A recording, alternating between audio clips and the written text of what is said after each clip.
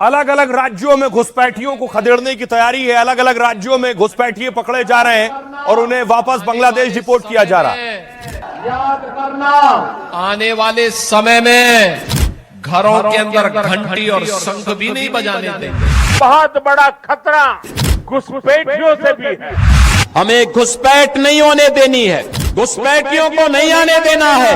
घुसपैठिया हटाओ, ये कोई चुनावी मुद्दा नहीं है, देश की सुरक्षा का मुद्दा। सीमावर्ती क्षेत्रों में घुसपैठियों को निकाल करके बाहर करके और जो भी आपराधिक गतिविधियों में लिप्त होगा उसकी संपत्ति को जब्त करवा करके गरीबों में बंटवाने का काम भी करने का काम एनडीए की सरकार करेगी। और अलग अलग राज्यों में अब घुसपैठियों को खदेड़ना शुरू हो गया है। असम की तस्वीर आप देख रहे हैं। असम की सिरी भूमि में भी लोगों ने घुसपैठिए को पकड़ लिया है।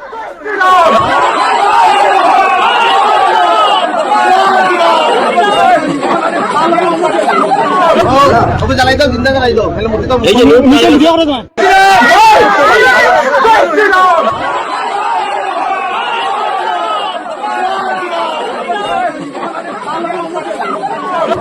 जलाई दो, जिंदा जलाई दो।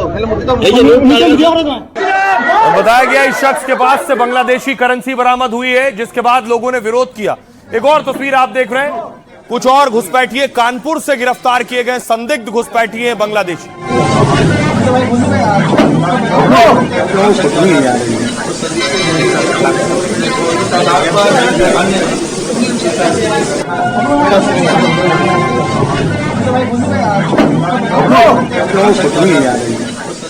अलग अलग राज्यों से खबर मिल रही है। इससे पहले आपको याद होगा राजस्थान के अलवर में भी संदिग्ध घुसपैठियों को पुलिस ने पकड़ा था और उन पर कार्रवाई की थी कि लोगों में गुस्सा यह है कि बांग्लादेश में जब हिंदुओं पर अत्याचार हो रहा है, उनकी हत्याएं हो रही हैं, तो फिर यहां घुसपैठिए क्यों रहेंगे।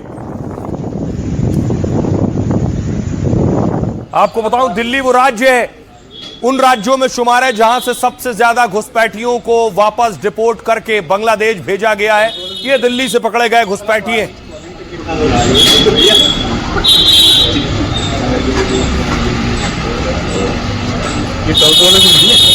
घुसपैठ नहीं होने देनी है, घुसपैठियों को नहीं आने देना है।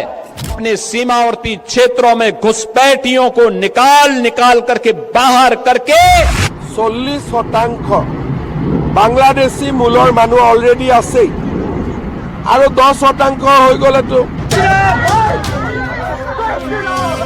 हिंदुओं पर अत्याचार को लेकर भारत ने बांग्लादेश पर एक्शन तेज कर दिया है। चुन चुन कर बांग्लादेशी घुसपैठियों को पकड़ा जा रहा है और उन्हें देश से निकाला जा रहा है। और इस एक्शन में सबसे आगे हैं योगी और हेमंता। योगी ने तो घुसपैठियों के साथ बांग्लादेश सरकार को भी वार्निंग दे दी है। साफ कह दिया है, न घुसपैठिए बर्दाश्त करेंगे और न बांग्लादेश में हिंदुओं पर अत्याचार। बांग्लादेशी को यहां से निकालेंगे और रोहिंग्या को यहां से बाहर का रास्ता दिखाएंगे तो उनके समर्थन में मत आना। देश में शहर शहर बांग्लादेश के विरोध में प्रदर्शन हो रहा है। यूनुस सरकार को सबक सिखाने की मांग हो रही है। तो बांग्लादेश में 17 साल बाद खालिदा का बेटा रहमान भी लौट आया है और यूनुस को कुर्सी से हटाने की हुंकार भरने लगा है। तो क्या घुसपैठियों वाले इलाज और रहमान की एंट्री से बांग्लादेश में बवाल थमेगा? अब यह गुस्सा बांग्लादेशी घुसपैठियों पर दिख रहा है। शहर शहर एक्शन हो रहा है। बांग्लादेशी और रोहिंग्या घुसपैठियों पर योगी कड़ा एक्शन ले रहे हैं। यूपी के 17 शहरों में घुसपैठियों के खिलाफ टॉर्च ऑपरेशन चला और पुलिस के साथ एटीएस भी घुसपैठियों की धरपकड़ में लगी। इस साल करीब 6000 बांग्लादेशी घुसपैठिए पकड़े गए। गोरखपुर समेत 17 नगर निगम में डिटेंशन सेंटर बन रहा है। हेमंता सरकार घुसपैठियों के खिलाफ कड़ी कार्रवाई कर रही है।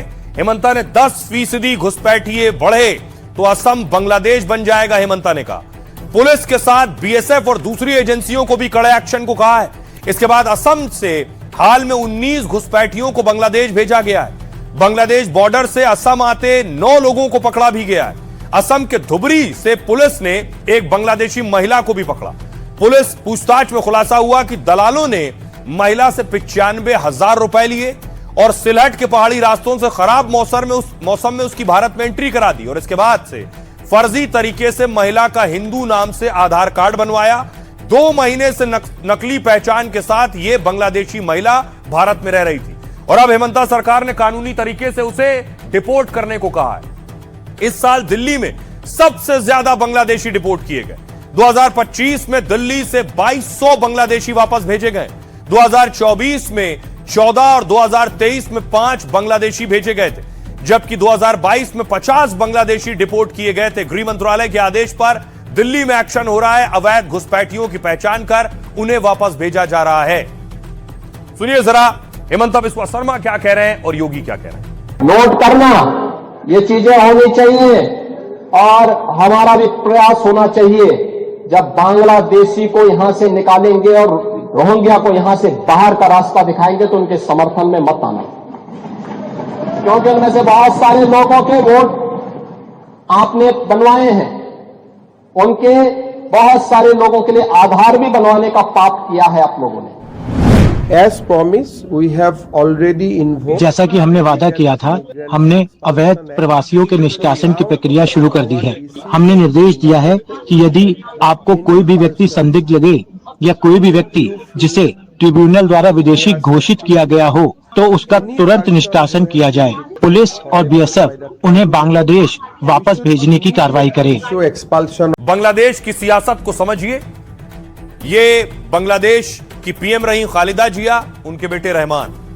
यूनुस अभी कार्यकारी पद पर है और उस तरफ आप देख रहे हैं शेख हसीना को, जो हिंदुस्तान में है। अब वो चुनाव नहीं लड़ सकती क्योंकि उनकी पार्टी को फिलहाल रोक लगाई गई आवामी लीग की चुनाव लड़ने पर। तो अब जो कुछ है खालिदा और उन्हीं की पार्टी है। खालिदा का बेटा बांग्लादेश लौटा तो 1 लाख लोग स्वागत में उमड़े थे। किसी प्रदर्शन या आंदोलन के अलावा पहली बार इतनी भीड़ उमड़ी है। बांग्लादेश को खालिदा के बेटे तारिक रहमान में पीएम नजर आता है क्योंकि इस वक्त बांग्लादेश में राष्ट्रीय स्तर पर कोई बड़ा चेहरा और नेता नहीं है। शेख हसीना की पार्टी आवामी लीग पर बैन है, मतलब वो चुनाव नहीं लड़ सकती। दूसरी सबसे बड़ी पार्टी बीएनपी की अध्यक्ष खालिदा जिया, 80 साल इनकी उम्र हो गई। खालिदा बहुत बीमार चल रही है और सक्रिय राजनीति से बहुत दूर है। तारिक रहमान उनका बेटा बीएनपी के कार्यकारी अध्यक्ष है, यानी सबसे बड़े दावेदार यही है।